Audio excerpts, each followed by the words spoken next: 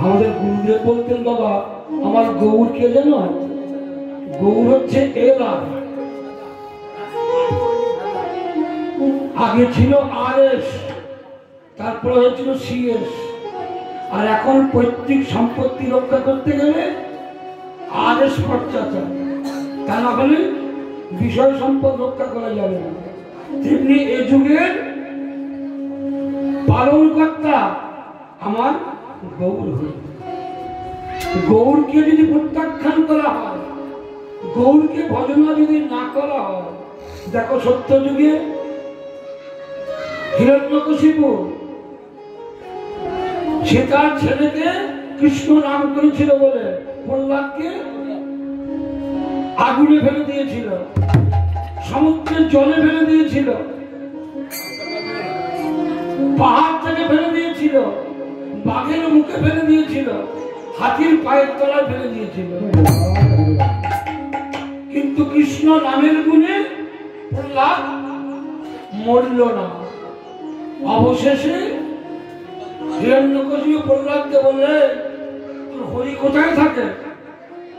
বলে হরি সর্বত্র থাকে। বলে ফটিস্তম্ভের ভিতরে আছে। বলে আছে। বলা মাত্রই পদাঘাত করলেন। আর হিরণ্যকশিপুরের বর ছিল, সে দেবতার হাতে মরবে না, অসুরের হাতে মরবে না, সে দিনে মরবে না, রাতে মরবে না, সে জলে মরবে না, স্থলে মরবে না, সে ঘরে মরবে না, বাইরে মরবে না। দেখুন এমন সময় মরল, এমন জায়গায় মরল, আকাশ নয় আবার মর্তও নয়, ভগবান দেবতাও নয় আবার অসুরও নয়।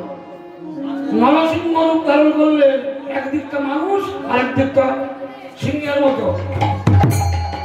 ঘর নয় বাইরেও নয়, একটা পা আছে বাইরে আর একটা আছে ঘরে। ওই সংখ্যাটি শূন্য নয় আবার মাটিও নয়। ভগবান নিজের জানুতে রেখে তার বুক চিরে দিলেন। ত্রেতা যুগে রাবণ যদি একবার রামকে বলতো তুমি ভগবান, তাহলে সে মরত। সে তো মরলই, তার বংশটাই চলে গেল। শিশুপাল যদি কৃষ্ণকে একবার ভগবান বলে মানত, তাহলে সেও মরত না। আর কলিতে যদি আমরাও গৌরকে ভগবান না বলি, তাহলে আমাদের অবস্থাও দেখতে হবে।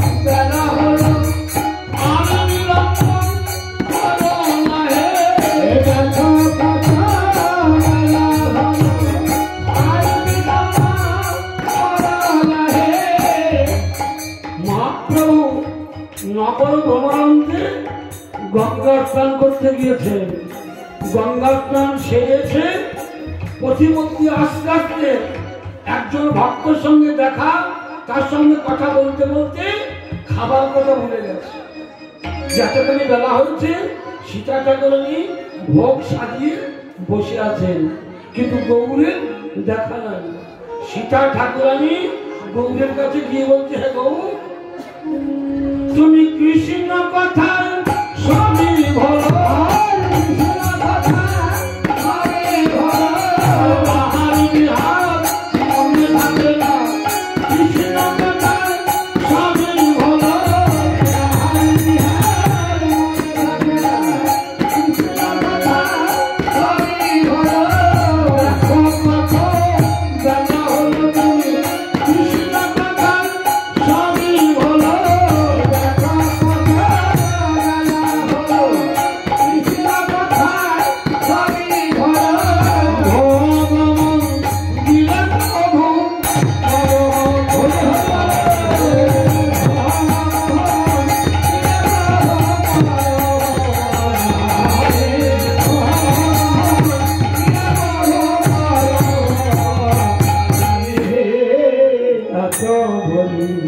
মহাপ্রভু করে নিলে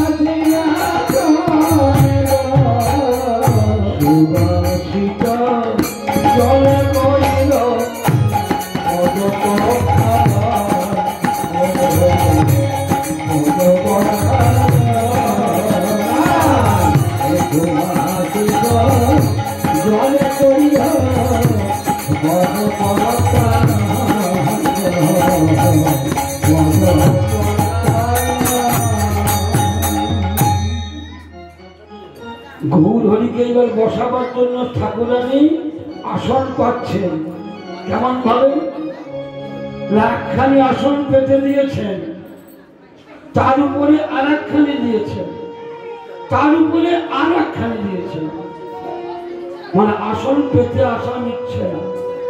অবশেষে দুটি নয়ন জলে বুক ভাসিয়ে কেঁদে কেঁদে বলছে, গৌর তোমাকে বসাবার মতো আসন আমার নেই। কেন এ কথা বললেন কেন? না ভাবুন, আমরা এখানে এতজন মানুষ তো বসে আছি, আমরা ভক্ত না হই, মানুষ না বটি। এই মুহূর্তে যদি আমাদের কারো গুরুদেব এখানে এসে উপস্থিত হন, তাহলে আমাদের কর্তব্য কি? গুরুদেবকে যদি এখানে বসাতে হয়, তাহলে গুরু শিষ্য এক আসনে বসতে নেই, অন্তত গুরুর সম্মানের জন্য এখানে বসাতে গেলে এই আসনের উপর আরেকটা আসন দিতে হবে, তাহলে গুরুর সম্মান রক্ষা হবে। তাহলে এই জাগতিক জগতের গুরুকে বসাতে গেলে যদি আসনের উপর আরেকটা আসন দিতে হয়, যিনি জগতের গুরু তাকে বসাতে গেলে কেমন আসনের দরকার? তাই ঠাকুরানী অবশেষে বলছে, হে গৌর, আমার হৃদয় আসন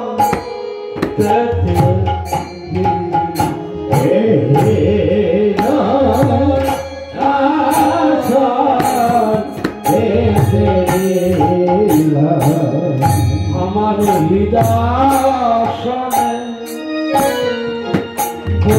প্রভু হৃদয় আসন আমার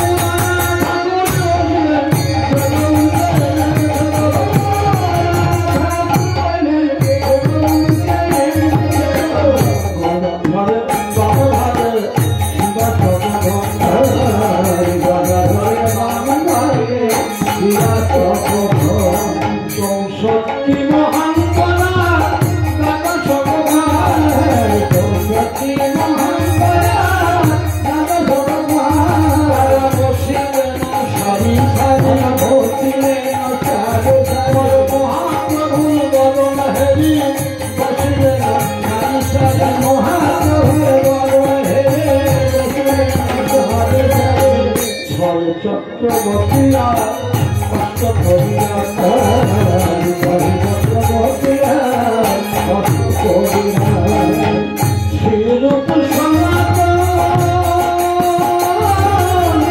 আরে গোসাই গো সেরূপ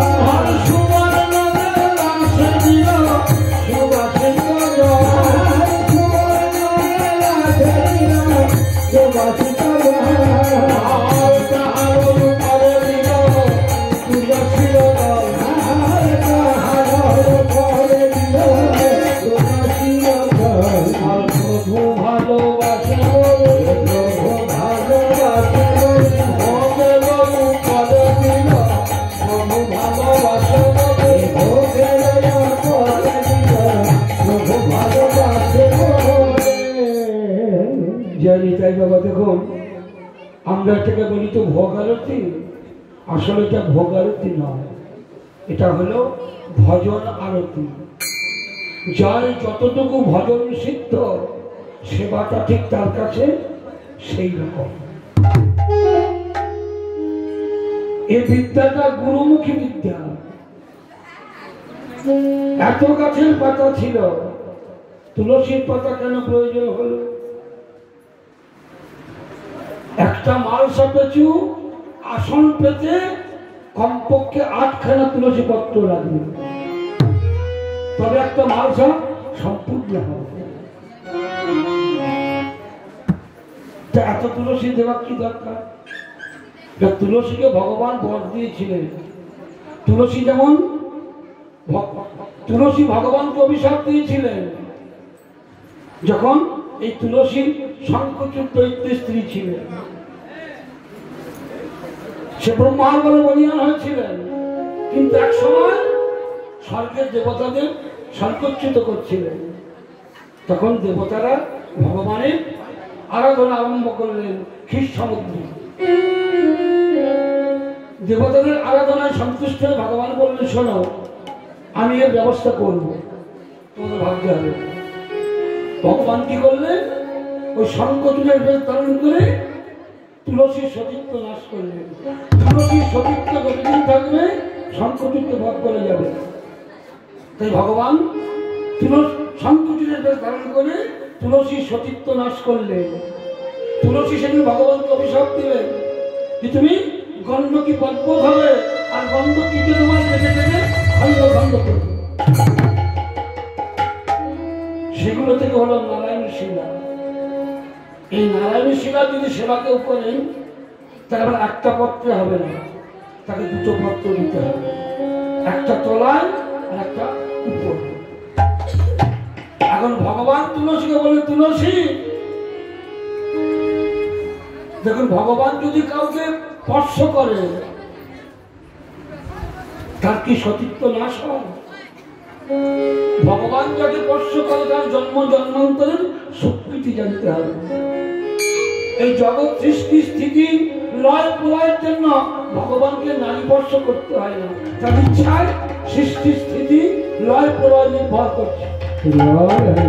তবে তুলসী, আমার জন্য তোমার যদি সতীত্ব নাশ হয়ে থাকে, আমি তোমার মাহাত্ম্য প্রকাশ করব। আগত জন্মে তুমি বৃক্ষ যদি প্রাপ্তি হবে, তোমার নাম হবে তুলসী বৃক্ষ। আর তোমার পত্র ছাড়া আমার সেবা হবে না। যদি কেউ সেবা দিয়েও থাকে, আমি সেই সেবা গ্রহণ করব। দেখবেন তুলসী বন্দনায় আছে 56 ভোগ 36 ব্যঞ্জন, বিনা তুলসী প্রভু একই নাহি মান।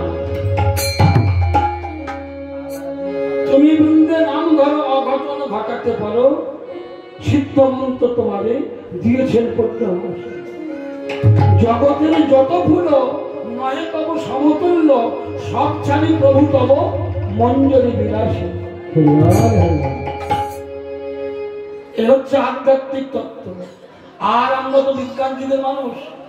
দেখুন না, ঘরে যদি কোনো আঢাকা বস্তু থাকে, খাবার জিনিস, আমরা নিজে তো খাই না, এমনকি ছেলে পেলেকেও খেতে দিই না।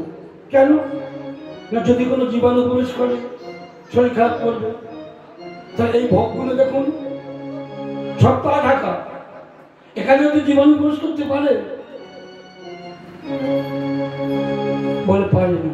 কেন না, যতক্ষণ ওই তুলসী পত্র আর তুলসী মঞ্জরি থাকবে, কোনো জীবাণু সেখানে প্রবেশ করবে না। কেন না, তুলসী বৃক্ষ থেকে, যারা বিজ্ঞান নিয়ে পড়াশোনা করেছেন জানবেন, তুলসী এত তার গুণাগুণ, 20 থেকে 22 রকম রোগ সারে ওই তুলসী গাছে, পাতা, শিকড়ে 20 থেকে 22 রকম, বিশেষ করে শিশুদের খুব উপকার। তাই ভগের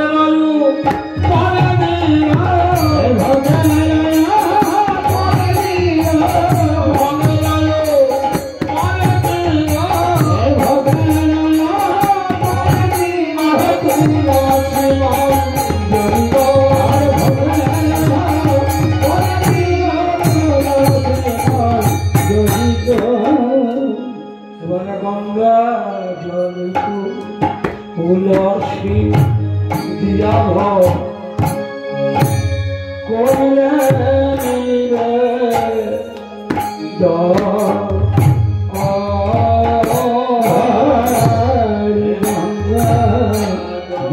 জলে তুলসী দিয়া করলে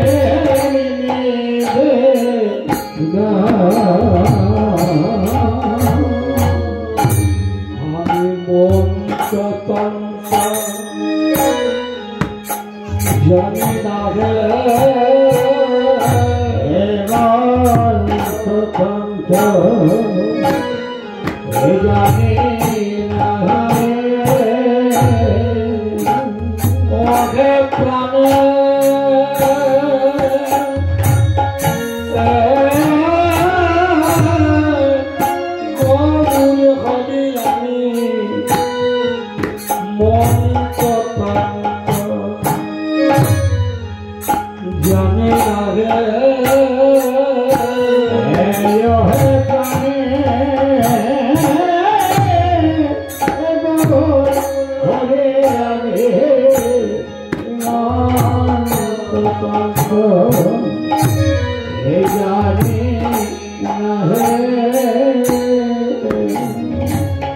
ঠাকুরানী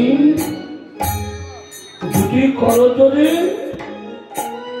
কেঁদে কেঁদে বলছে যে গৌর হরি, তোমার পূজার অনেক মন্ত্র আছে, নানা বই নানা মতে তোমার পূজার অনেক মন্ত্র, আমি সেসব মন্ত্র জানি না। আর হে গৌর, মন্ত্র উচ্চারণ করলেই কি তোমার সেবা হবে, নাকি এই মন্ত্রের উপরে আর কোন মন্ত্র আছে? মন্ত্র বলে কাকে? যাকে মনন করলে প্রাণ পাওয়া যায়। মন্ত্র মন্ত্র মনটা যতক্ষণ তোমার না হয়েছে, তোমাকে দিতে কেউ না পেরেছে, ততক্ষণ তোমার সেবা হবে। আর এই চিড়ে ভোগ প্রথম দিয়েছিল কে গো? এই যে ভোগের সৃষ্টি হয়েছে, এই ভোগটা দিয়েছিল কে না? দেখুন, দিয়েছিল সেই দাপর যুগে সুদামা। সুদামা দিয়েছিল প্রথম চিড়ে ভোগ। ভগবানের বন্ধু সুদামা, কিন্তু সুদামা গুরুগৃহে ছোলা কলাই লুকিয়ে খেয়েছিল, কৃষ্ণকে দেয়নি। ওই কলাইয়ের মধ্যে একটা অভিশাপ ছিল, এই কলাই যদি কেউ খায় তার চিরকাল দারিদ্রতা মোচন হবে না। কৃষ্ণ বারবার চেয়েছিল, সুদামা তুই কি খাচ্ছিস, আমাকে দুটো দে। তা সুদামা ভেবেছিল যদি দারিদ্রতা হয় তো আমারই হোক, আমার বন্ধুর যেন না হয়। সুদামা সেই ছোলা নিজে খেয়েছিল। আর ভগবান সেদিন বলেছিল, সুদামা তুই আজকে আমাকে দুটো ছোলা দিবি না, আমিও তোকে বলে রাখলাম, তুই যতদিন আমাকে না চাইবি আমিও তোকে কিছু দেবো। তারপর গুরুগৃহে থেকে বাড়ি গিয়ে সুদামাও বিয়ে করেছিল। আর ভগবান কৃষ্ণেরও দ্বারকায় 108টা পাগলাম। বহুকাল অতিবাহিত হয়ে গেছে। সুদামার স্ত্রী উচ্ছিলা দেবী বলছে, আগো তোমার বন্ধু এত ধনী, এত রাজার রাজা, তিনি রাজধীরাজ।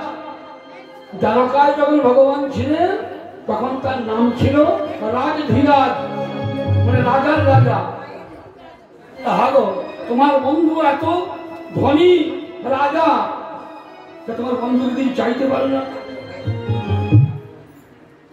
তা সুদামা বলছে, না গো, আমি মনে করি চাইবো, বন্ধুর কাছে যখনই যাই তখন সব ভুলে যায়।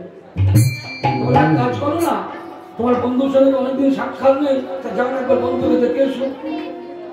তা সুদামা চিন্তা করলেন একবার বন্ধুর সঙ্গে দেখা করা কর্তব্য।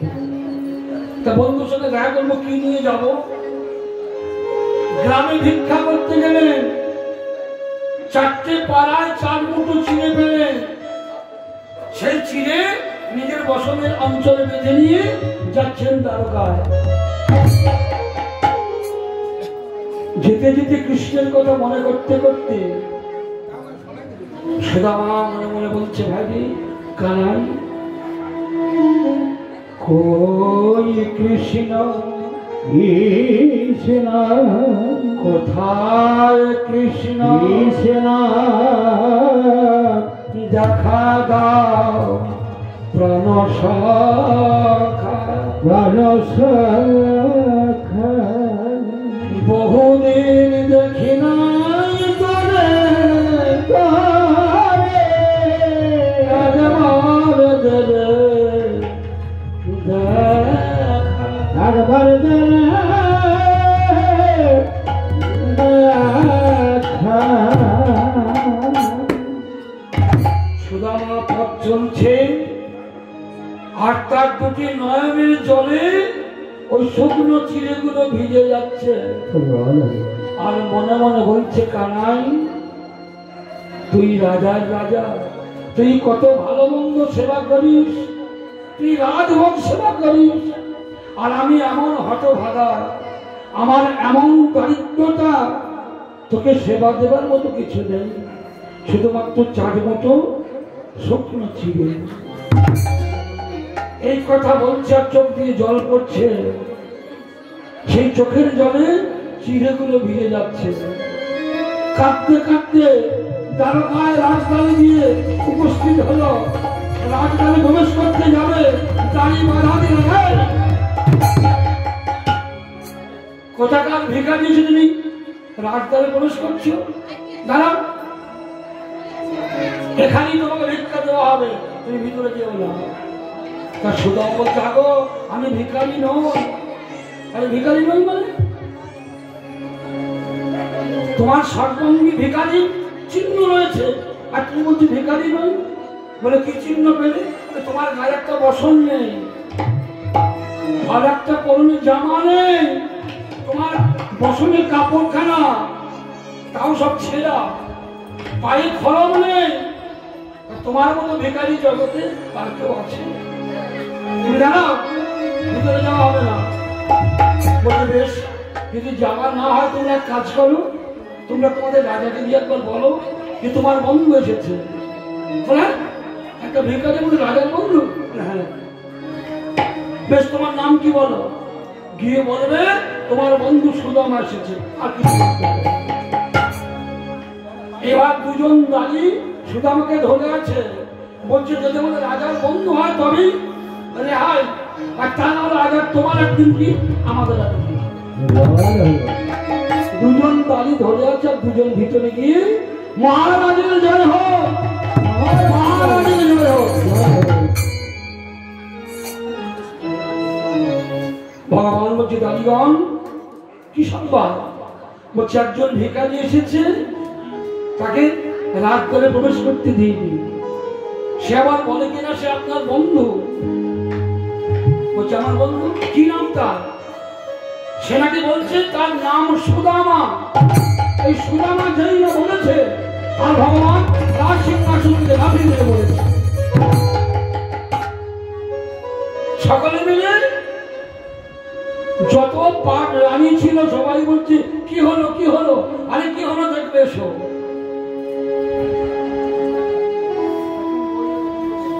স্বর্ণ সিংহাসনে কৃষ্ণ বসিয়াছিল, সুদামার নাম শুনি সঙ্গে সঙ্গে দেবে এবার ছুটছে। সত্যভামা আমার বন্ধু এসেছে, তার পদধৌত করাতে হবে। তোমরা সোনার গালু করে জল নিয়ে এসো, সোনার পাত্রে যার পদধৌত করাতে হবে। সুদামার কাছে গিয়ে কানাই সুদামাকে জড়িয়ে ধরে সুদামাকে নিয়ে এসে রাজ সিংহাসনে বসিয়েছে। সুদামা ভয়ে জড়সড় হচ্ছে। এই সুদামা, তুই এত সংকুচিত হচ্ছিস কেন? বলে ভাই, তুই আমাকে সিংহাসনে বসালি কেন? আমাকে সিংহাসনে বসিয়ে তুই নিচে বসছিস। ওই শোন, তুই আমার শুধু বন্ধু নস, তুই ব্রাহ্মণ সন্তান। ব্রাহ্মণের আসন সর্ব উচ্চে। আমি যা বলছি তাই শোন। সুদামাকে সিংহাসনে বসিয়ে ভগবান নিজ হাতে স্বর্ণকান্তি জল এনে সুবাসিত জলে পদধৌত করালেন, দুগ্ধ দিয়ে স্নান করালেন। এবার সেই জলামৃত নিজে পান করে সর্বাঙ্গে রেখে যত পাট রানী ছিল সবার হাতে সেই চরণামৃত পান করালেন। আর বললেন, হে রানীগণ, তোমরা সকলে মিলে একবার আমার বন্ধন নামে শঙ্খধ্বনি আর উলুধ্বনি করো। শঙ্খধ্বনি উলুধ্বনি Hare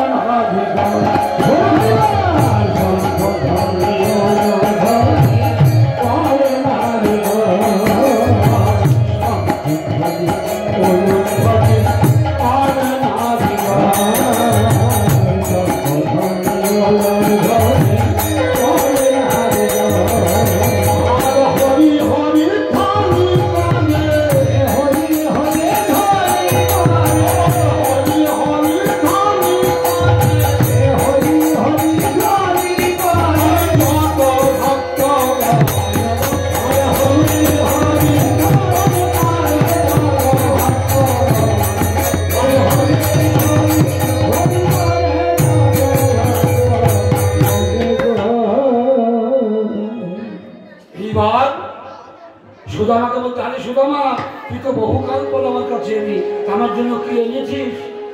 সুদামা সঙ্গে সঙ্গে অঙ্গের বসন দিয়ে ঢাকা দিচ্ছে সেই ভিজে চিড়েটা। কোথায় তুই কি লুকাচ্ছিস? দেখি দেখি দেখি। এই বলে বসন পেটেলে দেখছে বসনের অঞ্চলে 4 মুঠো চিড়ে আছে।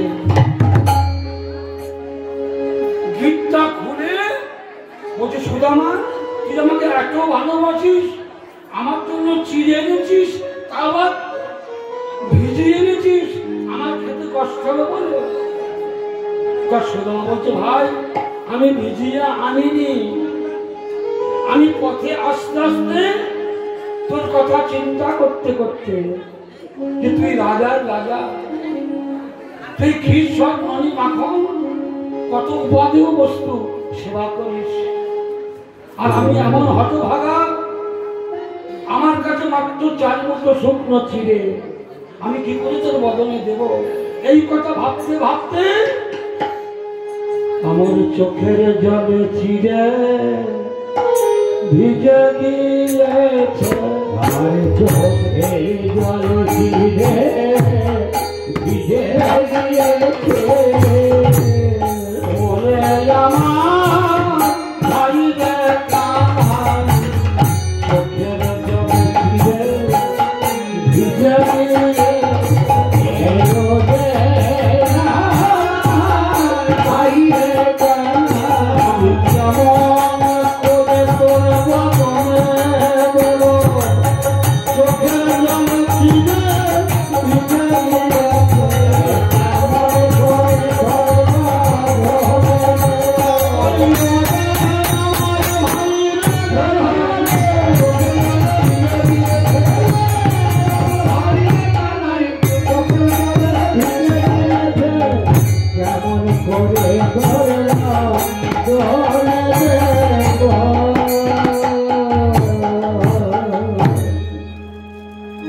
ভগবান ওই চিড়ে 1 মুঠো হাতে নিয়ে সেবা করে বলবে, সুদামা আজকে যা তুই আমার খাওয়ালি, 1 মুঠো খেয়ে এত সুখ পেয়েছে, আর 1 মুঠো খেতে যাবে, আর রুক্মিণী দেবী হাতটা ধরেছে, প্রভু আর খাবেন না, আপনি 1 মুঠো খেয়েছেন মানে আপনার সর্বস্ব সুদামাকে দান করা হয়ে গেছে, আর 1 মুঠো খেলে আমরা যত পাঠদানি আছি সব আপনার বন্ধু হয়ে যাব, আপনি আর খাবেন না। তখন ভগবান বললেন, সুদামা তুই আজকে আমাকে যেভাবে চোখের জলে চিড়ে ভিজিয়ে দিলি, আগত কলিযুগে আমি এই চিড়ে ভোগের সেবা গ্রহণ করব, যদি কোনো ভাগ্যবান কোনো ভাগ্যবতী তোর মতো চোখের জলে চিড়ে ভিজিয়ে দিতে পারে। মন্ত্র লাগবে না, মন্ত্রের দরকার হবে না, যদি কেউ চোখের জলে চিড়ে ভিজিয়ে দেয়, আমি সেই ভিজে চিড়ে সেবা করিব, ভিজে সেবা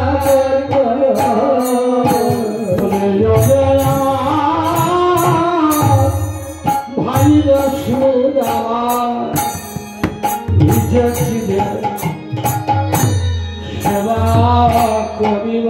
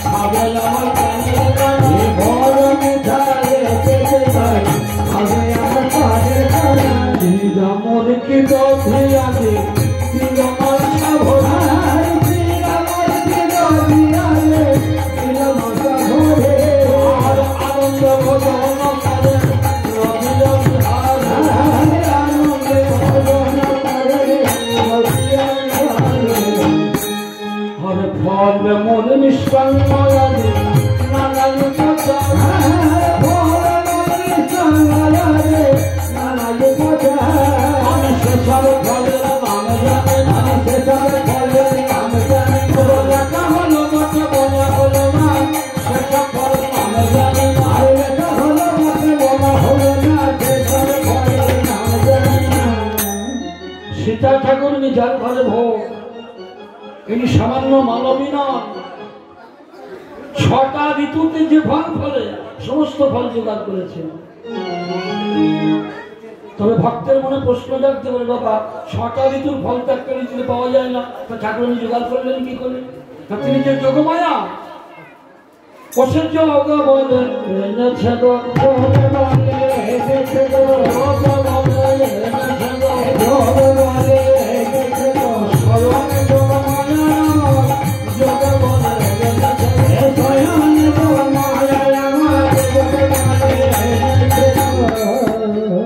এই সীতা ঠাকুরানী গত দাপর যুগে অর্থাৎ বৃন্দাবন লীলায় ভগবান যখন নবলক্ষ ধনুর পাল নিয়ে গোচারণে যেতে, এই দেবী দুর্গা দশ পূজা ধারণ করে ওই বনে যেতে, বনে গিয়ে গোপালকে ডেকে বলতেন, গোপাল তোর তো ননি খেতে পারে না, আমি জানি তুই সবার ভালো করে ননি চুরি করে খাস, তোর নাম হয়ে গেছে ননি চূড়া, ব্রজে প্রসিদ্ধ নবনীত চৌরাম, ব্রজে প্রসিদ্ধ আছে, তুই সবার ঘরে ঘরে ননি চুরি করে খেয়েছিস। গোপাল আমি স্বয়ং অন্নপূর্ণা, আমি জগতের উদরপূর্ণ করি, তো গোপাল তুই যত নদী খাবি তোকে তত দেবে। এই বলে মামার গোপালকে কোলে নিয়ে 10 হাতে করে বলে, খারে গোপাল খারে গোপাল খারে বলে খারে গোপাল খারে গোপাল খারে বলে যত খাবি তত দেব।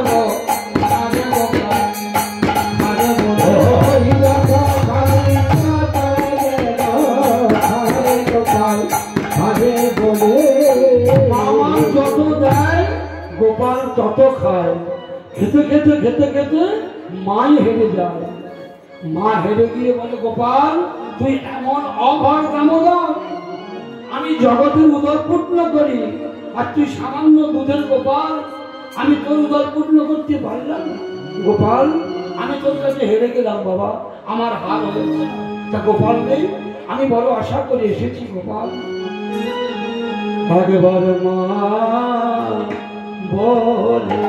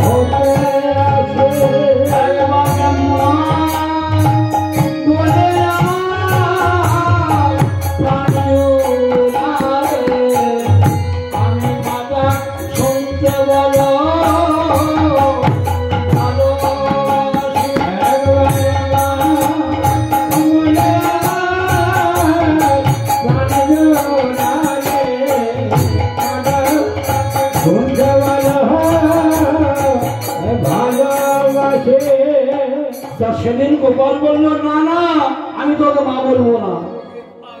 গোপাল তুই একবার আমাকে মা বলতে পারলি না, তবে তুইও শুনে না আজকে তোকে মা বলতে পারলাম না, কিন্তু আমার একটা দিন আসবে আমাকে মা বলতে হবে।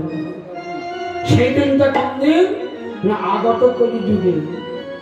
তুই যেদিন কাটোয়ায় কেশব ভারতীর কাছে সন্ন্যাস মন্ত্রে দীক্ষিত হয়ে শ্রীকৃষ্ণ চৈতন্য মহাপ্রভু নাম ধারণ করে যেদিন বৃন্দাবনে যাবি, সেদিন বৃন্দাবন যাওয়া হবে না, আমার কাছে শান্তিপুর আসতে হবে, আমার হাতে ভিক্ষা নিতে হবে, আর আমাকে মা বলে ডাকতে হবে। এই ভোগটা সূচনা হলো মহাপ্রভু সন্ন্যাসের পর এক পক্ষকাল, মানে 15 দিন ওই অদ্বৈত ভবনে ছিলেন। সেই সময় এই মহামহোৎসব শুরু হলো। সেই দিন আজ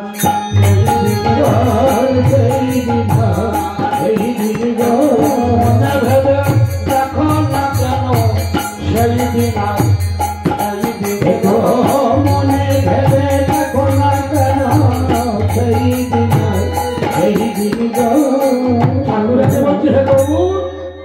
আজকে তুমিও মানুষ আমিও মানুষ। সেদিন মনে আমি লুকিয়ে খাইয়েছিলাম, আজকে আমাকে লুকিয়ে খাওয়াতে হবে না। আজ পেয়েছি তোমায় ঘরের কোণে, আজ পেয়েছি তোমায় ঘরের কোণে, সেবলব তোমার নিরজনে, পেয়েছি তোমায় ঘরের কোণে, সেবলব তোমার নিরজনে, পেয়েছি তোমায় ঘরের কোণে, আসামি কাজে খাওয়াইব, পেয়েছি তোমায় ঘরের কোণে, আসামি কাজে খাওয়াইব, সেদিন হইতে আশা ধরে সেদিন হইতে আশা ধরে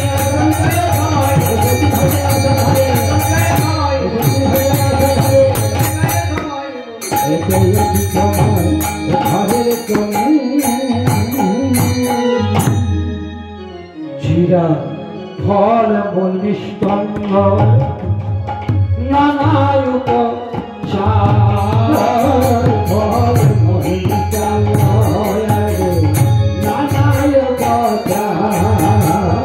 আরে আনন্দ ভজন করে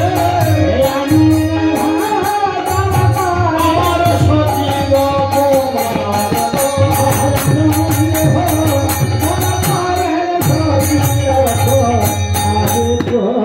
আর দধি দুগ্ধ ঘি কথা আর লুচি পুরি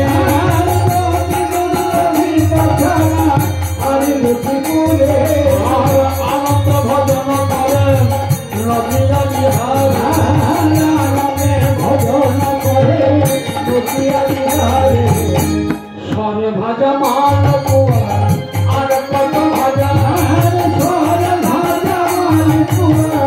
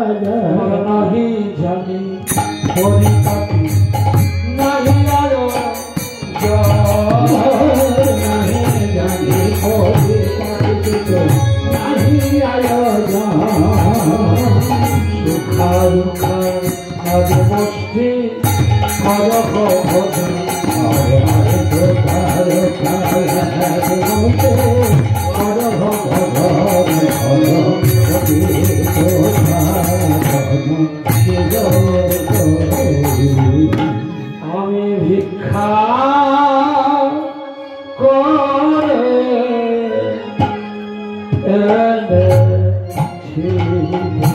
আমি ভিক্ষা করে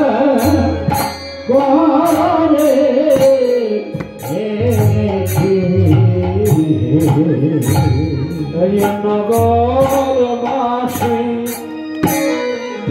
ঘরে ঘরে ভিক্ষা করে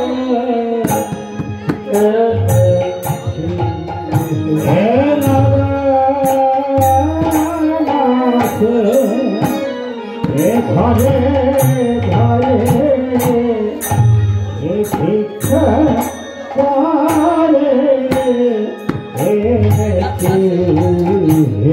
আমার ভিক্ষা দাও নগর বাসী বলে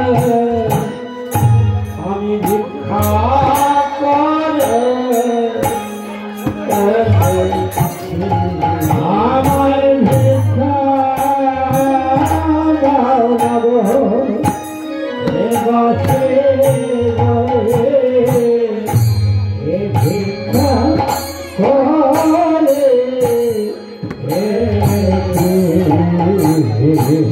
ভিক্ষা বড় ভালোবাসো তাই ভিক্ষা করে আর ভিক্ষা বড় ভালোবাসো তাই ভিক্ষা করে হরে কৃষ্ণ হরি বলে আমি ভিক্ষা করে মোকে ঘরে হরি বলে ভিক্ষা দাও নগর বাসী বলে হরে কৃষ্ণ হরি ভিক্ষা বাসী বলে ভিক্ষা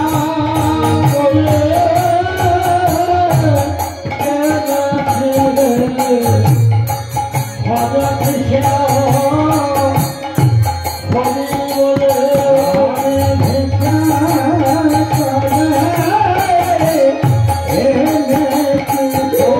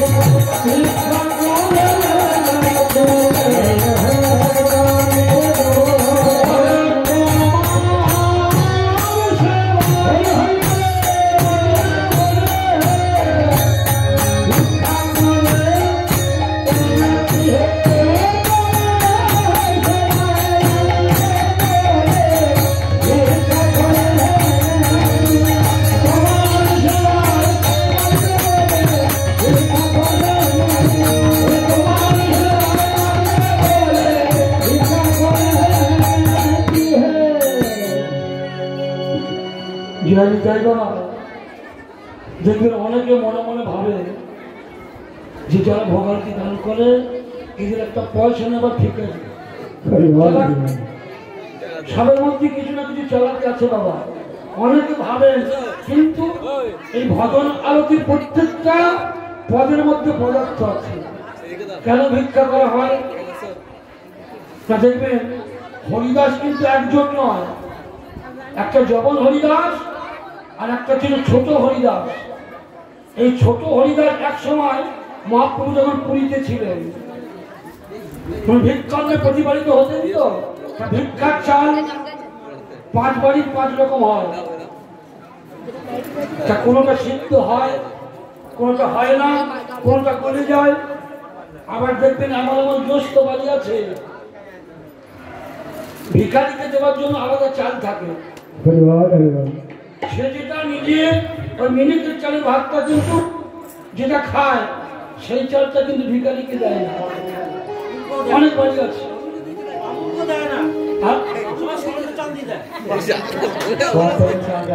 কন্ট্রোল হয়ে গেছে সরকারের চাল। যাই হোক, দেখুন এই বলে কোনো গৃহস্থ আমি ছোট করছি না, মানে আমাদের প্রবৃত্তির কথা বলছি। একজন ছোট হরিদাস করেছেন কি মনে মনে ভাবছেন প্রভুর খেতে কষ্ট হয়। ওই মাধবী দেবী বলে একজন ব্যক্তি ছিলেন, ওই মাধবী দেবীর কাছে ওই ভিক্ষার চাল করা দিয়েছেন, দিয়ে ভালো চাল বদল করে গেছে।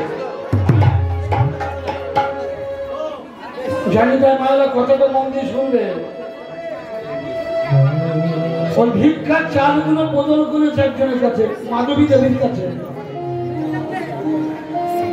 এবার সেই চালের অন্ন ব্যঞ্জন সাজিয়ে মহাপ্রভুকে সেবায় বসিয়ে, মহাপ্রভু যেই না সেবায় বসে ওই অন্ন দেখেই চক্ষু দেখি, হরিদাস তুমি এ তন্ডুল কোথায় পেলে? তা হরিদাস তুমি কোনদিন বলছে প্রভু তুমি তো কিছু বলো না, ভিক্ষার চাল 5 বাড়ি 5 রকম, কোনোটা সিদ্ধ হয়, কোনোটা হয় না, কোনোটা গলে যায়, তোমার তো খেতে কত কষ্ট হয় সেটা আমি বুঝি, তাই আমি ওই ভিক্ষার চাল বদল করে দিচ্ছি। সেই বলেছিলেন মহাপ্রভু সেবাকে উঠে বললেন হরিদাস তুমি আমার সম্মুখ দূর হয়ে যাও, আমি তোমার মুখ দর্শন করতে চাই না। বলে কেন প্রভু? শোনো, ভিক্ষার চাল 5 বাড়ির 5 রকম যতই হোক সেটা হরিনাম মিশানো চাল। যারা বৈষ্ণব ভিক্ষুক হরিনাম না করে ভিক্ষা নেবে না, মামাকে ভিক্ষা দেবে কথা বলবে না, সে তার হাতে একটা করতাল থেকে ঝাঁঝর থাকবে, জয় নিতাই জয় নিতাই কি হরে কৃষ্ণ। যদি বলেন যে বাবা হাত জোড়া ঘুরতে হবে, তাতে কিন্তু তার রাগ হবে না, সে আবার জয় নিতাই। তা শোনো, ওই ভিক্ষার চালের মধ্যে হরিনাম মিশানো আছে, ওই চালের অন্ন যে খাবে তার হরিভক্তি বৃদ্ধি হবে। আর যদি কেউ গৃহস্থ বাড়ি থেকে চাল বদল করে আনে, গৃহস্থের অন্ন খাইলে মলিন হয় মন, আর মনে মলিন হইবে কৃষ্ণের না হয় ভজন। গৃহস্থের চাল বা গৃহস্থের অর্থ সম্পূর্ণটা সৎপথের আয় হয় না, কিছু না কিছু ঘাটতি আছেই আছে। তাই সেই অন্ন খেলে কৃষ্ণ ভজনের ব্যাঘাত ঘটে, কিন্তু ভিক্ষার চাল অন্ন খেলে কৃষ্ণ ভক্তি বাড়ে। তাই ঠাকুর বলছেন গৌর তুমি ভিক্ষান্ন ভালোবাসো, আমি ভিক্ষা করে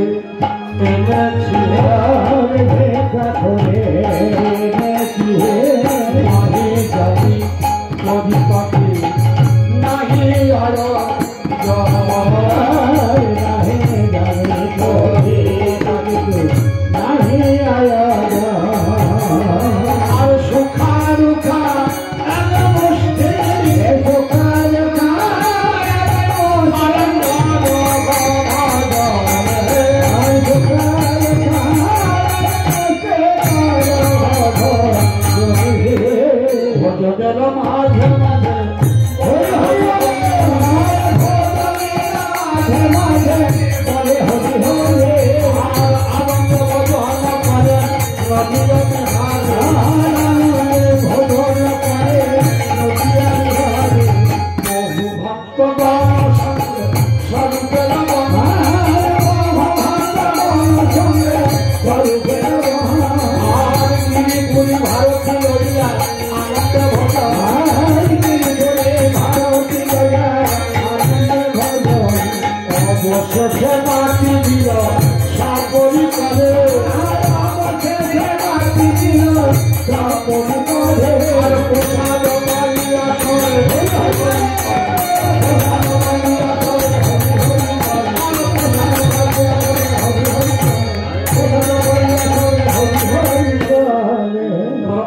অদ্বৈত গৃহিণী যথা শান্তিপূর্ণ নারী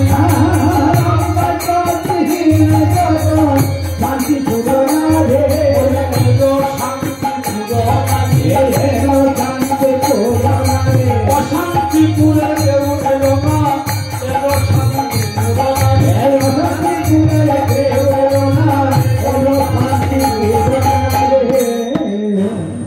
গৌর দেখতে এসেছে কারা গো?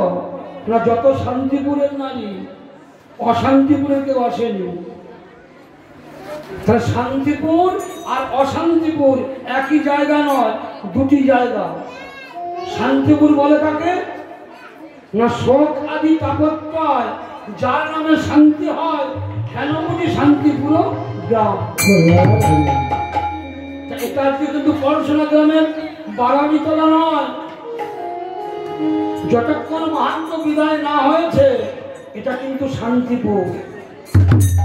ঠাকুর মশাই এখানে যোগপীঠ তৈরি করেছেন।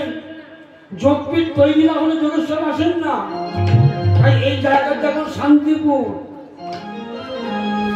তাই এই শান্তিপুরে এসেছে কারা? দেখুন না, পরশু থেকে আজ এখন পর্যন্ত এখানে কোনো অশান্তি আছে কি? যাকে বলছি বাবা একবার হাত দিলে হরি বলুন।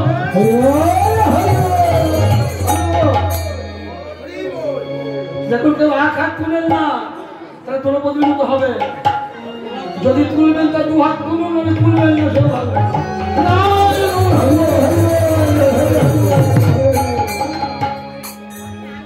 দেখুন কত আনন্দ আছে মানুষের মনে। তাই অদ্বৈত গৃহিণী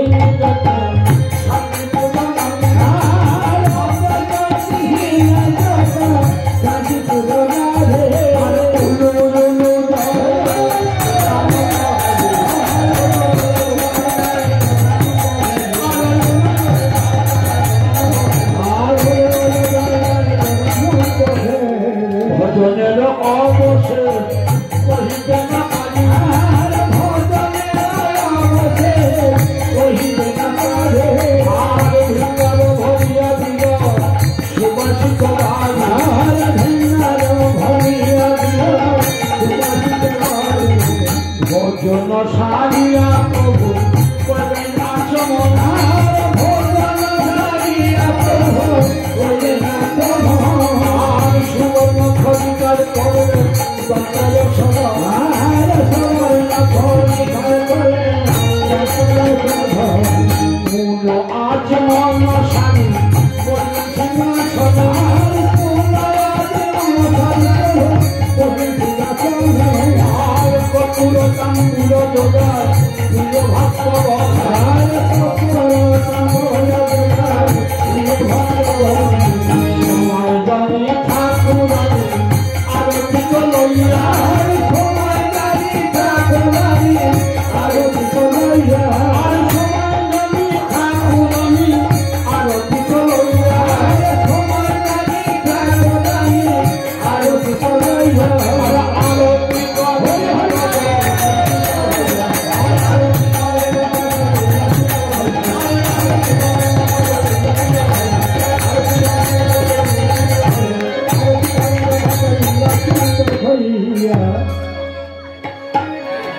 ভজন তাই গৌর রাধে শ্যাম হরে কৃষ্ণ হরে রাম।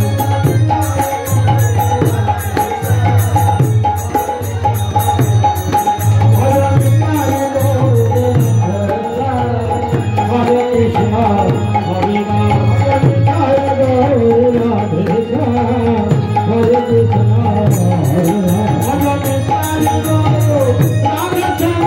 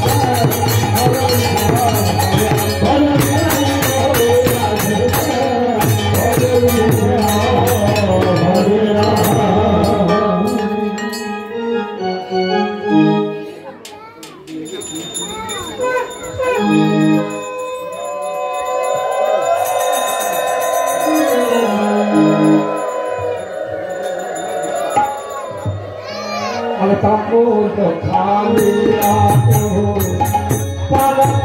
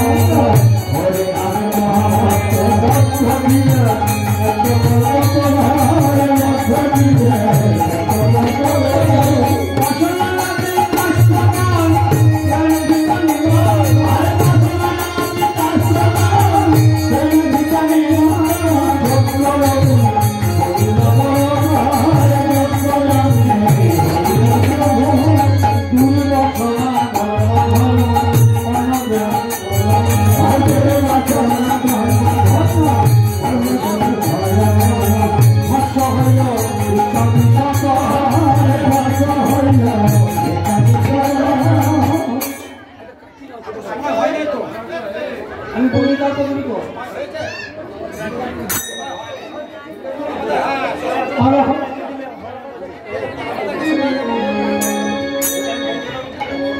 আর তুমি বাসনা ধর্ম অন্য দেব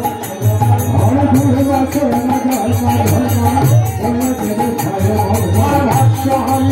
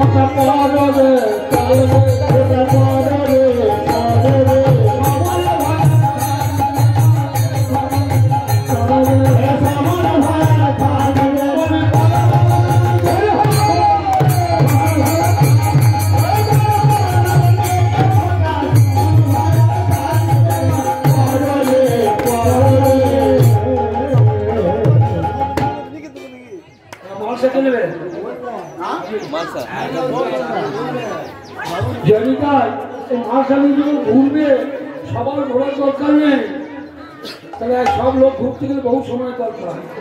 তাই যারা মাছ চালাবে 2-4 দিন সঙ্গে গেলেই হবে, সবাই এখানে দাঁড়িয়ে থাকবে।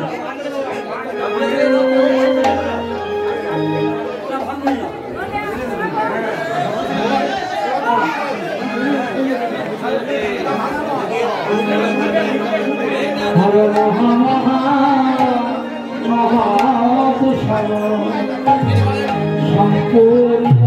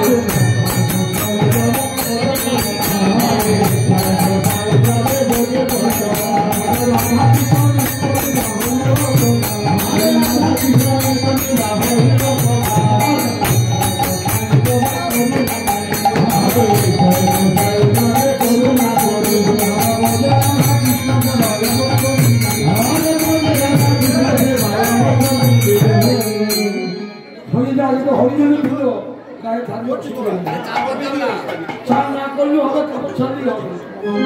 এটা সাধু তুলে না, এটা হরিনামে তুলে গায়ে লেগে দেবে মনে যায়। এবার সবাই অনুরোধ করবো, কিবা নারী কিবা পুরুষ আবার বৃদ্ধ বলিতে মা ভক্তি যা আছেন সবাই আমার সঙ্গে হাত তুলে বলুন সবাই উঠে